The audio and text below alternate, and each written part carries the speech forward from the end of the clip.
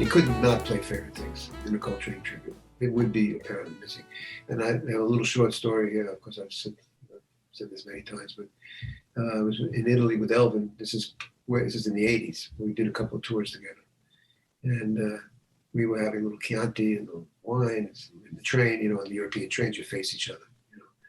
And I said, Elvin, I got a question for you. I know it's kind of corny, and I'll be embarrassed to ask you this question, but I'm going to ask you anyway.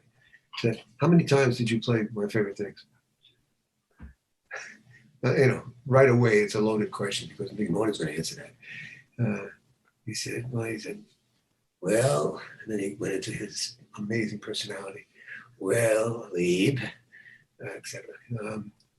We played it every night. Sometimes we played it twice a night. He said, after all, that was John's hit tune.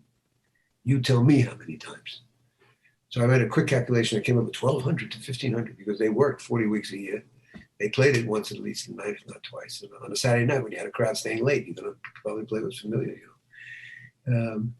So I said 1,500. He said, and then it got heavy for me. And he came right up in my face and he said, I don't know how many goddamn times we played it, but I'll tell you one thing. And he got closer, more dramatic. We played it like there was no tomorrow. And then he looked back and says, you understand? I said, yes, sir. This was a teaching thing, man.